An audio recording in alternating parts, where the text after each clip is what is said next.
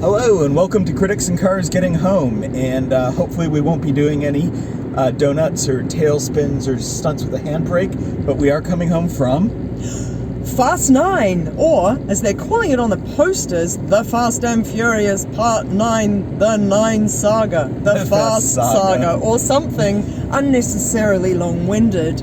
For a film that is unnecessarily long-winded, but my golly, it's 2.5 hours of fun. Yeah.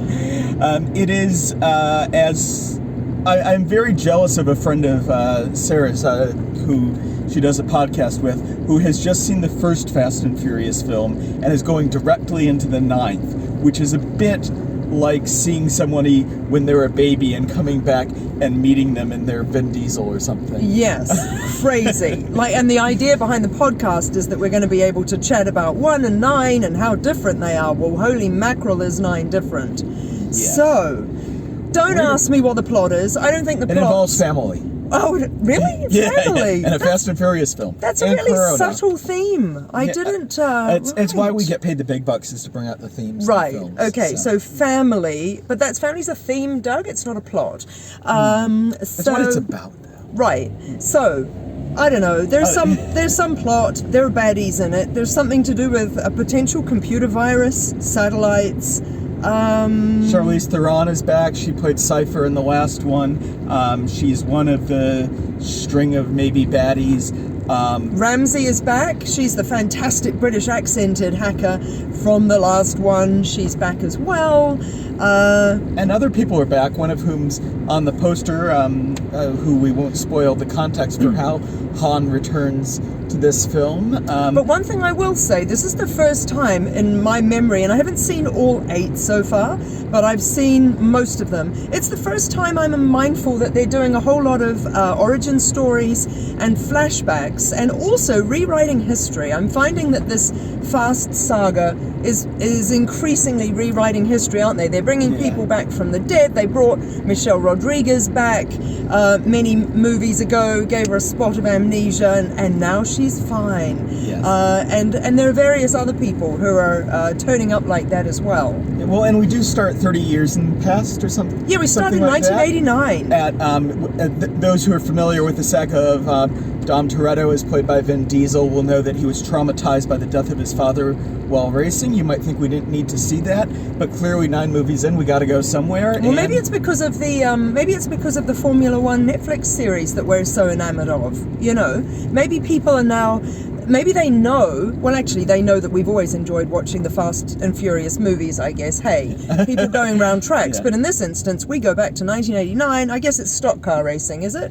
I don't actually know. That's not our area of expertise. That's right. Also, I didn't know in the Heights there was a book that they meant the bits in the musical that aren't the song, not a physical book. New learnings all the time, guys. But in any event, 1989, a little bit of an origin story, which becomes pertinent to the actual story in ways that we don't really want to spoiler.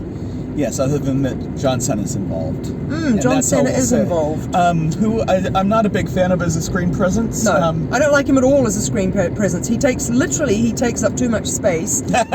He is so much more muscly than Arnold Schwarzenegger ever was, and yet he brings absolutely nothing by way of charm, charisma, personality, acting, or anything. But okay, look, there's so many other people in this movie, though, and there's so much. I described in a previous Fast and Furious movie that the character development was like haiku, and it's exactly... What does that mean? It just means it's the exact minimum that you need to get by to get a beat. There's like a 15-second beat at the start where like Vin Diesel and Michelle Rodriguez are happily retired from the driving/spying/whatever life. Yeah. And it's like, oh, maybe this is going to be Minari, but with Vin Diesel. And that lasts for about 10 seconds. That's right. And the whole thing's like that. It's a series of clothes hangers for set pieces. And the good thing about that is Justin Lin, who directed Fast 5, has come back for this. And he knows how to direct a set piece. Yeah, and there are a few great ones, and also some great close quarter action scenes, particularly one in Tokyo with a new member of the family. I think we can call everyone family at this point, whether or not they're directly related. Yes, definitely. Fano in the widest sense, that's for sure. Vin Diesel would be a massive fan. But you're right, I mean, I feel like narrative, I mean, like I say, it's not about the plot, and it's just as well, because I couldn't really tell you why there were all these umpteen mini sets of people doing mini sets of crazy things. Yeah, for about the first 20 or 30 minutes, we have like kind of the team together, and it's absurd, but you kind of know what's going on, and they're all trying to do a thing. Because it's familiar. And then they all kind of splinter into 4 different directions. And literally off the globe. Yeah, and we have callbacks to characters who I think are from Fast 3, which I haven't seen, which is the Tokyo Drift one. Which is apparently the worst one. No, I thought 2 was the worst one. Well, no, we feel like 2 is the worst one, but I think clinically 3 is, but whatever it is. Okay. But no, he's absolutely right. So there's stuff that went down in Tokyo Drift, and then that's called back to in this film. And as I say, sort of history rewritten in a really interesting and plausible way, actually. I actually had a thought recently that the Fast and Furious movies are the closest. I mean, they're not quite original IP, but they're almost like the Marvel movies in the sense of because the first 3 movies had all these distinct characters for whatever reason, because they couldn't get the same actors back in each one. Right. They now have this huge backstory, and now that they've gradually, escalated it to this James Bond thing. Right. But then they also have the same kind of like bringing back the characters from the past and all these. It's very much a universe, isn't it? They've created their own world. It's the FFCU. Yes, or whatever. It actually is. And the thing is that you can watch it, and at the end of this, for instance, there's a line that Vin Diesel says to somebody about, someone once gave me a 10-second car. And I could have watched that not knowing it, because it was only last week that I saw the first Fast and Furious. Yes. That we know what that's about. Yes. There are plenty of mini, like incy-wincy callbacks, actually, which is nice, nods to the previous films that aren't plot-related necessarily. It's probably way more important to understand how magnets work, really. How'd that go? Oh, so that's interesting. So my lovely husband here acknowledges that I have many strengths, but some areas of science are not among them.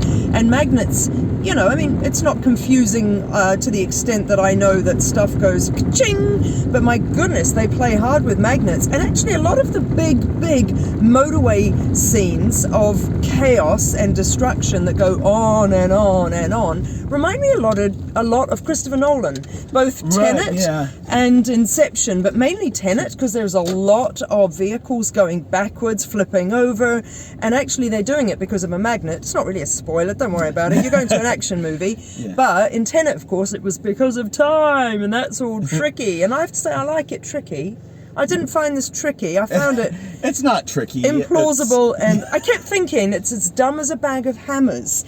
And I don't even know, it's a phrase, isn't it? It is a phrase, yes. Though I don't know who had the first bag of hammers or and how why they it rated was so its dumb. intelligence. And actually, that's probably mean. We could go on, but we're home now, so we can't go on now. I don't even know what to rate this star-wise. I mean, look, in terms of quality of film, I would probably go 3.5 in terms of Sarah Watt's enjoyment. But you know what? People are going to love it. I reckon people are going to love it because it does all the stuff. I think it's missing a lot of the elements from the old ones, and the street racing stuff is kind of gone. Yes. But if you fully embrace that the Fast and Furious movies are the new James Bond movies, and they're a vehicle for big action set pieces instead of fun street races, then 4 burnouts to you.